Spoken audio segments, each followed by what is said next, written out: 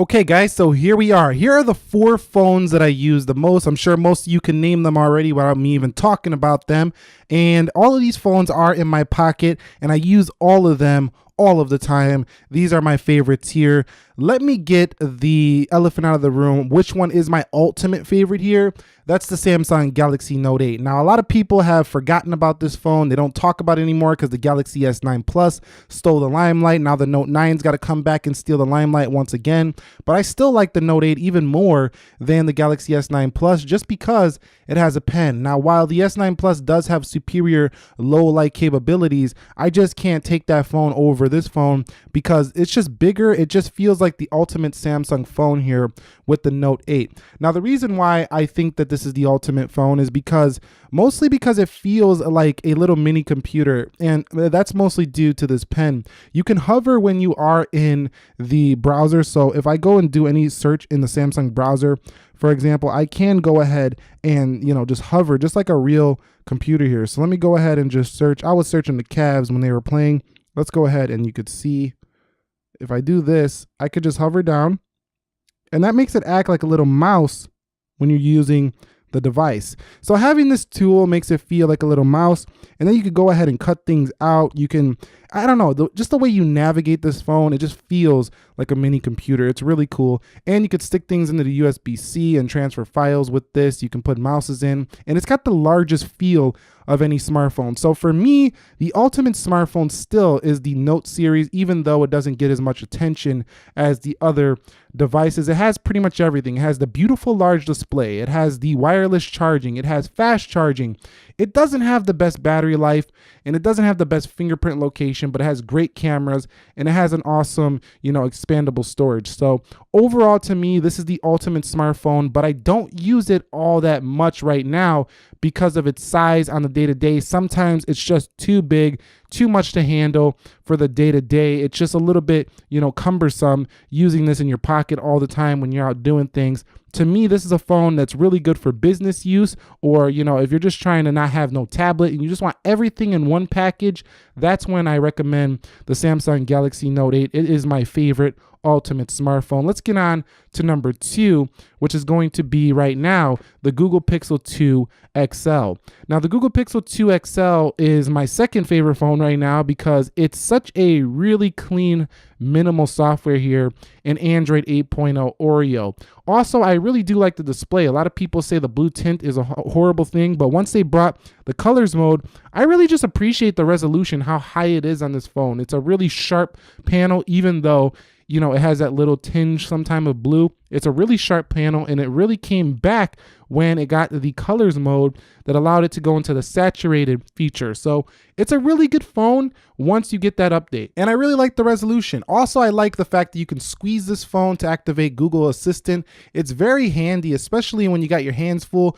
You got one hand over here full with something, you're bicycle riding or something, and then you go ahead and you squeeze. You can just ask questions, or if you're running or whatever and you just don't got time to be pressing buttons, just squeeze the phone, ask it something. I really appreciate that. I also appreciate the amazing camera on the Pixel 2 XL. This camera is so smart. It just knows what to do, and it stores high resolution photos in Google Photos. So I really do love the Pixel 2 for those two things, the squeeze feature and the assistant. In addition to that, you will get software updates because this is Google's baby right here for a few years at least. So this phone is not going to leave you in the dust with old, software updates. You'll get system updates, you'll get security updates as well, and you'll be running the latest version of Android before everybody else. So it's clean, minimal factor, the nice inclusion of front speakers here, great camera, solid battery life, and just overall, just a clean, easy to use experience. The Pixel 2 XL is a very practical phone, and I like practicality over,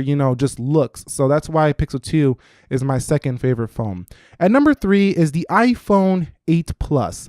Now, the iPhone 8 Plus does get in this list because I personally like the 8 Plus a little bit more most of the time than the iPhone 10, just because it's a larger phone. Now, that's going to change more than likely when Apple brings the phone that's a little bit bigger but the same style as the iPhone 10. But until then, the 8 Plus sits in my list as my favorite phone from Apple because this phone kind of, just has the larger feeling display. And quite honestly, I like switching it up to LCD sometimes. When you're using all these OLED displays, using an LCD panel is refreshing once in a while. Now I know a lot of people are going to disagree, but sometimes LCD is just easier on the eye to me. And overall, I really liked the Plus series of iPhones ever since the 6S Plus came around. And one thing I really like is this mode right here, how you can switch into the landscape. Now the S9 Plus can do that as well, but the Note 8 can't. But I really do like that. It makes it feel like a little iPad mini.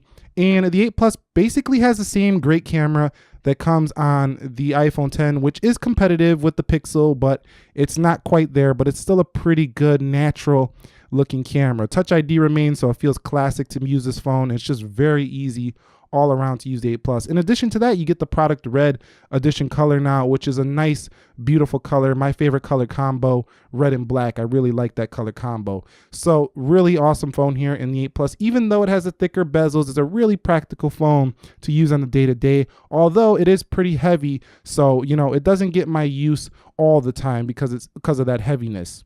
And one thing else I want to mention about that 8 Plus is that battery life. The battery life on the 8 Plus is just phenomenal.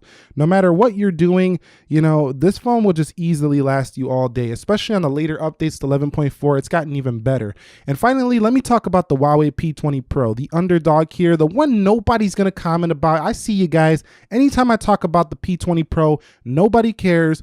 Almost nobody comments. I get like 2 people saying something about the P20 Pro, and likely in this video, you're gonna ignore the fact about this section I'm talking about, the Huawei phone right here, because it's not popular where you're at, or because you're just more loyal to Apple or Samsung or someone else. But let me tell you something, let me set the record straight here. This Huawei P20 Pro is definitely playing on the same level as all these phones, and I'm telling you this because I've experienced all of them. It actually has better battery life than all 3 of these. It has a similar display to the iPhone 10, and the Kirin 970 is a very fast processor. It's very fluid. EMUI doesn't really slow down too much. Yes, it's not the prettiest operating system on the planet, but this phone just works. The Huawei P20, it just works. I have one problem with it. Sometimes the brightness levels automatically change, even though I turned off automatic brightness. But other than that, it's been fantastic. And mostly that triple camera. That camera right there can do an incredible amount of zoom. Now, I know a lot of people don't care for zoom,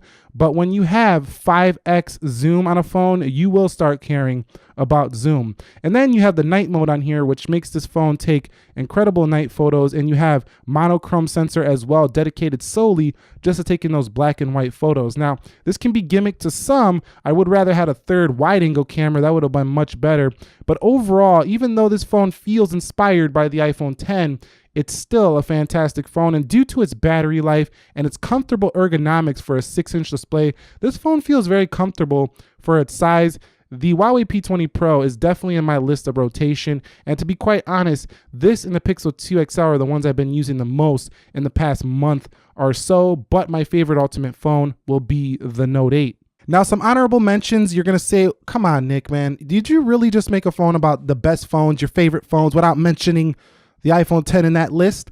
Or the GS9 Plus? Got a case on that one right now. And the fact of the matter is, yes, because personally, the iPhone 10, while it is an awesome device, I really like the iPhone 10. Like I said earlier, it's too small to be my main everyday phone. There's just times when I got to pinch and zoom in on things because the screen is too small. 5.8 is like the smaller screen in 2018. 6.0 inches and above is the larger device, is usually a 6.3. So personally, for what I do, I do those little Excel spreadsheets. I'm running a business on my phone. It's just a little too small for me, but it is a sexy, stylish phone. So if you're into style over practicality, you'll love the iPhone 10. Now for the S9 Plus, it doesn't qualify as being too small to be my favorite daily phone, but at the same time, it is the favorite for many because it does offer the all-in-one package, but if it doesn't have a pen.